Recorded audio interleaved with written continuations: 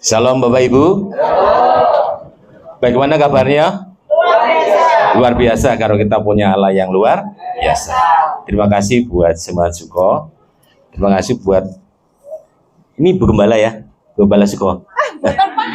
Sama Bapak Ibu Gembala Suko. Ini bagus ini. Kita tinggal baca ini aja ya. Tema hari ini adalah Yesus datang membawa pemulihan.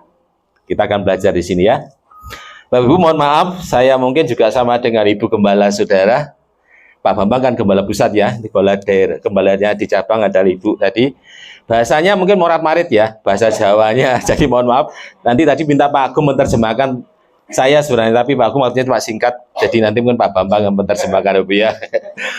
Bapak Ibu mari kita belajar bersama-sama 2 Korintus 8 ayat 9 ya. Jadi kayak mengajar guru aja ya. Bagaimana murid-murid semua siap belajar? Ini adalah firman yang bagus, tetapi kalimat ini akan kita baca menjadi secara spesifik ya. Ini kamu, ini diganti saya. Setiap kata kamu diganti dengan kata saya ya. Mari kita katakan bersama-sama, jelasnya di sana ya. 1, 2, 3. Karena saya telah mengenal kasih karunia Tuhan kita Yesus Kristus, bahwa Ia yang telah karena saya menjadi miskin sekalipun Ia kaya, supaya saya menjadi kaya oleh karena kemiskinannya. Mari kita berdoa dulu, kita berdoa. Bapa kami di surga, Allah yang sembah Bapa Abraham, Ishak dan Yakub, pada sore hari ini pula Allah yang sembah di dalam nama Tuhan Yesus Kristus. Terima kasih Tuhan, kami umat-Mu Jemaat Suko datang menghadap kehadirat-Mu, mengucap syukur karena Engkau telah datang 2000 tahun yang lalu untuk membawa pendamaian antara kami dengan Allah, sehingga kami menerima berkat kembali, berkat-berkat dari Tuhan, berkat-berkat dari surga ada dalam kehidupan kami. Bapak terima kasih, ajar kami pada sore ini, biar pesan Natal-Mu Kau sampaikan pada hari ini, agar kami setiap yang datang mendapatkan berkat kekuatan untuk masuk di dalam tahun yang baru. Terima kasih Tuhan, kami siap mendengarkan pengajaran-Mu hanya di dalam nama Tuhan Yesus Kristus. Yang percaya katakan amin. Bapak Ibu, kita nggak usah terlalu serius ya, santai-santai saja, tapi kita ingin mengerti apa ayat ini, mengenal kasih karunia Tuhan. Kasih karunia yang besar di dalam kita ini ternyata bukan uang, bukan harta, bukan pangkat, juga bukan cinta. Tapi kasih karunia yang besar dalam hidup seseorang adalah kasih yang terbesar dalam hidup saya dan hidup Bapak Ibu sekalian, bukan uang, bukan harta, bukan jabatan, bukan cinta. Tetapi kasih yang terbesar dalam hidup kita adalah keselamatan. Kenapa Bapak Ibu kok selamatan? Karena semua orang telah berbuat dosa dan upah dosa adalah maut. Tetapi kasih karunia Allah adalah hidup yang, kalau ada hidup yang kekal berarti ada kematian Kalau orang yang telah berbuat dosa tadi hukumannya matinya kekal. Kalau sudah ketemu dengan Yesus, maka dia akan memperoleh hidup yang kekal, karena Yesus adalah kasih karunia. Mungkin Bapak Ibu tanya, lah kok iso? Wah, aku lahir ya procot ketemu judul. Dosa sing mana Pak?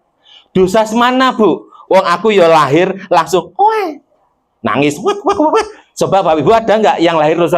Halo, ada nggak?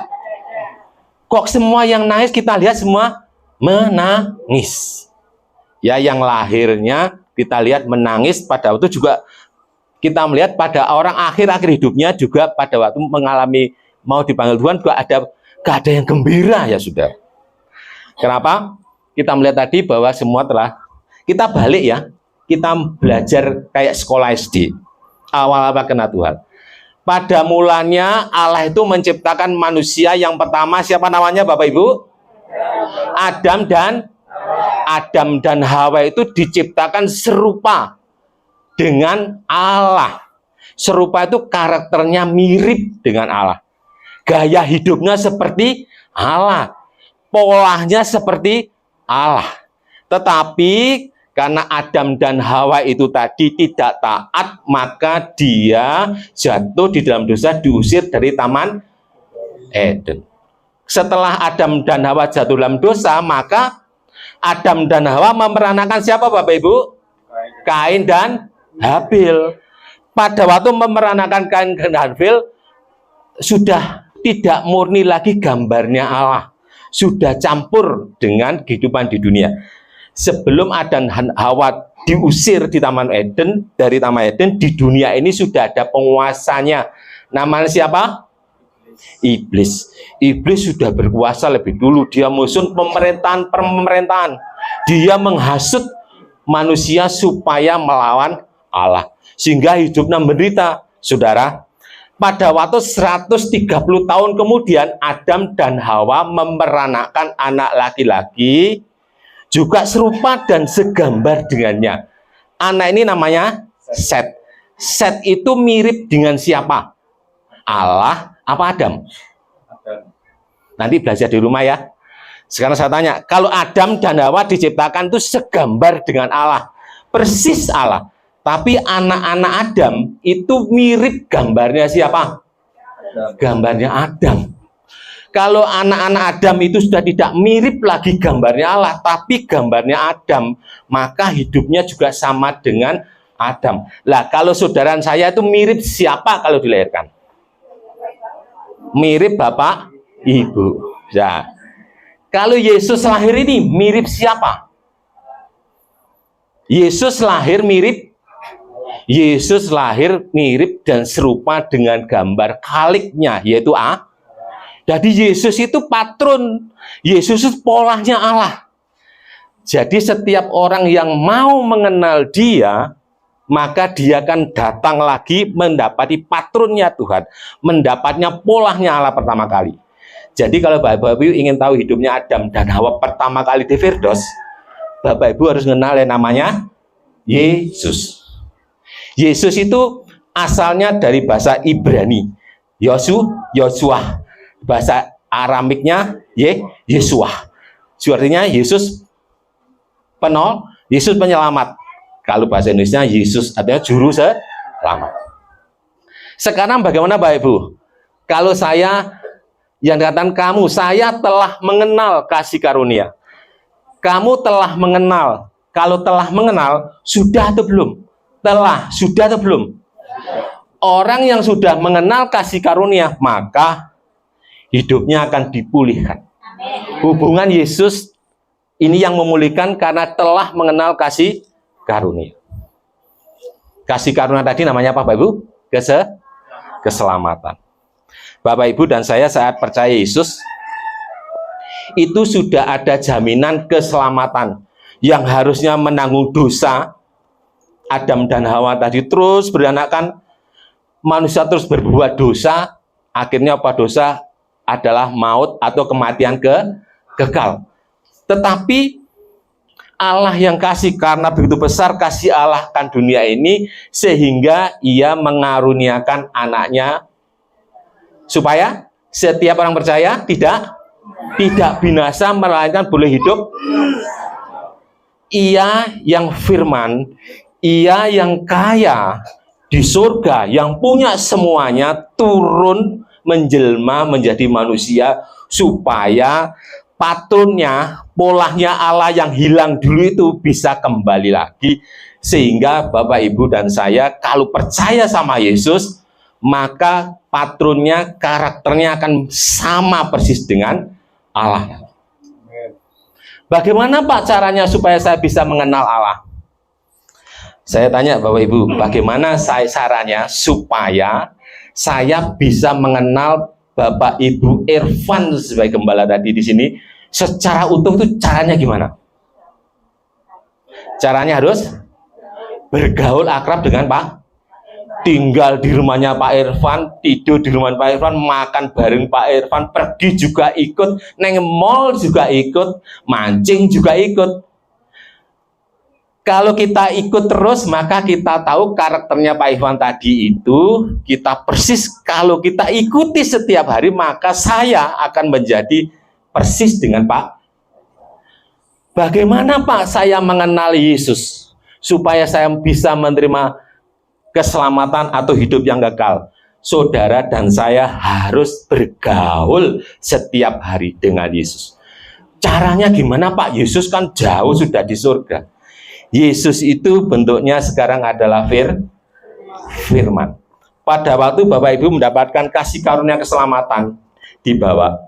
Masuk gereja dibawa, pulang ke rumah dibawa. Maka kasih karunia keselamatan ini tidak akan mengubah Bapak Ibu sekalian. Caranya apa? Bergaul loh. Buka kasih karunia keselamatan, dibuka, firmannya dibaca setiap hari. Setiap hari membaca firman, mencatat firman, merenungkan firman, melakukan firman, membagikan firman. 5M. Pertama apa saudara? Membaca firman. Yang kedua, mencatat. Yang ketiga, merenungkan. Yang keempat, melakukan. Yang kelima, membagikan. Kalau saudara semua melakukan ini, maka saudara akan kenal persis dengan kasih karunia itu. Dampaknya apa Pak? Kalau saya bisa mengenal kasih karunia Tuhan ini, dampaknya apa? Yang pertama, Bapak Ibu akan terlepas yang namanya dengan hukuman kekal. Hukuman kekal itu di mana toh Pak? Saya mohon maaf, Bapak Ibu, kalau misalnya dipanggil Tuhan, ada saudara-saudara dipanggil Tuhan. Saya baru melayani orang yang dipanggil Tuhan, Bapak Ibu. Itu dia kemana ya pada waktu dipanggil Tuhan? Pada akhir-akhirnya dia meninggal. Tubuhnya kemana? Tubuhnya kembali ke tanah. Rohnya kembali. Jiwanya kemana Pak? Jiwanya ada 2 tempat yang akan disiapkan sebagai transit sementara. Yang pertama, kalau orang itu percaya dengan Yesus sebagai Tuhan dan Juru Selamat, karena dia mengalami kasih karunia ini, maka dia akan tinggal di Firdaus. Tetapi kalau mereka tidak mau mengenal dan menolak Yesus, maka dia akan tinggal di Hades. Hades itu gambarannya neraka. Icip-icipin rokok. Wah, penak di neraka, Pak. Ono sembakat jagung. Bintang pelengnya ayu-ayu. Nah, itu tadi. Lek ndek Firdaus iki aduh Pak, wis sembayang tok, nyanyi tok, ora ruang ayu-ayu, paling ketemu Pak Abraham, Lazarus. Pilihannya pada waktu orang meninggal, saudara, ditentukan dari mengenal kasih karunia ini belum. Telah mengenal belum? Bukan tahu loh, tapi mengenal. Beda, tahu dan mengenal tahu. Saya tahu Pak Bambang, tahu saya. Tapi saya tidak begitu mengenal Pak Bambang, karena nomor sepatunya saya nggak tahu. Kesukaan bajunya nggak tahu, jadi ngira-ngira. Kesukaan makan juga nggak tahu, karena saya tidak bergaul akrab dengan Pak Bambang. Tetapi kalau saya setiap hari tinggal bersama Pak Bambang, pergi sama Pak Bambang, kemana-mana sama Pak Bambang, saya tahu persis tentang kesukaan Pak Bambang, bajunya, sepatunya, nomornya, sebagainya. Sama, kalau kita mau kenal Yesus sesungguhnya, maka setiap hari harus dilakukan 5M. Apalagi itu pernah? Membaca yang kedua, mencatat, yang ketiga, merenungkannya, yang keempat, melakukannya, yang kelima, membagikannya. Dampaknya apa Pak? Kalau kita sudah mengenal kasih karunia, dampaknya ini yang hebat. Yang pertama lagi, kita terlepas dari hukuman dosa atau kematian kekal. Yang kedua, Bapak Ibu bisa mengakses surga. Waduh, piye Pak caranya mengakses surga? Percaya oh saudara, karena saya sudah mengalami. Mengakses surga begini. Pernah nggak Bapak Ibu tiba-tiba hati ini setelah berdoa seneng gitu, duh kok seneng, kok damai, tiba-tiba menyanyi kok nangis. Itu surga turun ke bawah. Tahun 2023 semua tokoh ekonomi, tokoh dunia, bank dunia mengatakan tahun depan tahun yang, sekali lagi tahun depan tahun yang tahun kesukaran. Kalau tahun depan tahun gelap, berarti tahun depan tahun tahunmu mujizat. Sekali lagi katakan, tahun depan tahun mujizat. Loh kok bisa Pak tahun depan tahun mujizat? Saya mau tanya Bapak Ibu, mujizat itu terjadinya kapan? Pada waktu Bapak itu mengalami kesulitan, Bapak Ibu mengalami kesukaran yang nggak bisa terpecahkan, tiba-tiba kok ada jalan keluar namanya Kalau tahun depan adalah tahun kesulitan, tahun depan adalah tahun gelap, maka tahun depan adalah tahunmu. Kalau Bapak Ibu mau mengalami mujizat, kenal dulu kasih karunia Dia, terima Yesus dulu. Kenapa Pak? Di kitab Ulangan perjanjian antara Abraham dengan Allah. Allah itu menyediakan 3 macam berkat. Yang pertama, berkat bakul. Yang kedua, berkat lumbung. Berkat bakul dan berkat lumbung ini dinikmati oleh semua orang percaya Yesus, tidak percaya Yesus, percaya Allah maupun tidak percaya Allah, ibadah atau tidak, semua dapat 2 berkat ini. Seperti hujan, semua dapat hujan yang sama. Sepanas, semua dapat panas yang sama, tidak beda. Ini namanya berkat bakul dan berkat lumbung. Berkat bakul itu apa toh Pak? Nanti baca sendiri ya, Ulangan 28 ayat 1-14. Berkat bakul itu berkat yang bisa dimakan dalam cukup 1 hari. Kerja sehari dapat upah, yaitu cuma 1 hari. Kedua, berkat lumbung, berkat yang bisa disimpan untuk besoknya lagi. Itu sudah perjanjian antara Allah dengan Bapak Abraham. Ada 2 berkat. Tapi 2 berkat ini berlaku hukumnya umum. Sekarang, karena kasih karunia ini, Yesus yang kaya rela menjadi miskin, setiap orang percaya kepadanya bisa menjadi kaya. Artinya begini. Yang ketiga, Tuhan menyediakan, Ulangan 28 ayat 12, menyediakan yang namanya berkat surga. Berkat surga itu berkat yang turun dari surga tiba-tiba. Jadi kalau berkat bakul dan berkat lumbung tadi tidak bisa mengcover, tidak bisa memenuhi kebutuhan Bapak Ibu, tidak bisa mencukupi apa yang harus dibayarkan, maka berkat ketiga inilah yang akan Tuhan turunkan ke bawah, namanya berkat surga. Berkat surga tidak bisa dinikmati oleh semua orang, karena berkat surga hanya bisa dinikmati oleh setiap orang yang hanya telah mengenal kasih karunia. Yang cuma tahu Pak, enggak, cuma yang telah mengenal kasih karunia. Jadi kalau Bapak Ibu ingin tahun 2003 itu tahun yang katanya sulit, Bapak Ibu, saya baca Tribun beberapa hari yang lalu, ekspor CPO Indonesia ditolak di seluruh Eropa. Negara Eropa menolak ekspor CPO. Semuanya lagi bingung. Pak Jokowi marah-marah. Kenapa? Karena ekonomi yang ditata Indonesia untuk maju sudah dihalau negara-negara lain. Karena negara lain juga mengalami kesulitan. Kalau tahun depan betul-betul mengalami kesulitan, kenal Yesus lebih dalam lagi. Saat kita mengenal Yesus dalam lagi, maka berkat yang ketiga tadi yang dijanjikan oleh Allah dengan Abraham tadi akan turun memenuhi kehidupan kita. Jadi tahun depan, tahun kesulitan, semua orang percaya Yesus tidak akan mengalami kesulitan karena ada jalan keluarnya. Pak, tahun depan gelap Pak. Memang kalau tahun depan gelap, maka saudara akan bercahaya. Amin. Jadi pesan Natal hari ini, terima Yesus sebagai Tuhan dan Juru, untuk mendamaikan antara kita dengan Allah, supaya berkat Allah yang ketiga tadi yang diturunkan, yaitu berkat khusus tadi, bisa mengcover kehidupan kita di tahun depan. Jadi dunia sulit, dunia gelap, kita tetap mengalami kesulitan karena hidupnya di dunia, tetapi ada jalan keluarnya. Bersama Yesus itu ada jalan keluarnya Pak, karena prosesnya selangkah demi firman-Mu. Mas, musiknya Mas ya?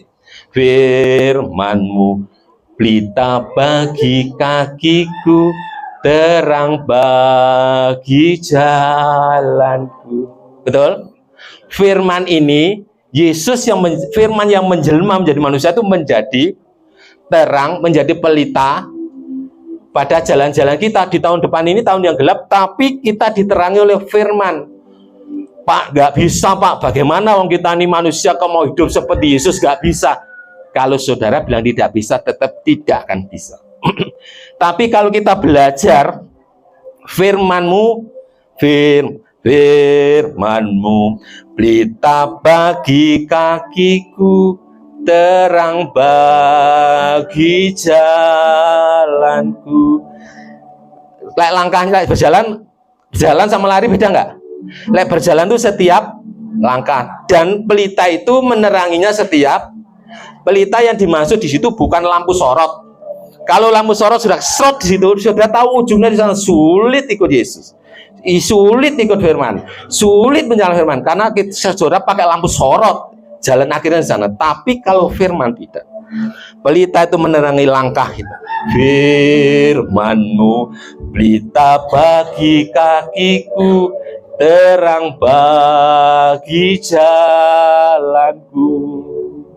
Selangkah bersama Yesus, selangkah bersama Yesus, selangkah lagi bersama Yesus. Maka setiap kali pada titiknya, maka saudara dan saya akan menjadi segambar dengan Yesus, serupa dengan Yesus, sepola dengan Yesus. Gaya hidupnya persis Yesus. Yesus berkata, di mana aku ada, Dia mau supaya kita ada. Jadi tahun depan mau gelap, tahun depan mau sulit, jangan takut. Pegang Yesus, siapkan sekarang, bukan nanti tapi sekarang. Kenal sungguh-sungguh dengan Yesus. Caranya apa? Berapa tadi? 5M. Apalagi 5M pertama? Yang kedua? Yang ketiga? Yang keempat? Yang kelima? Membagikan bersaksi. Amin.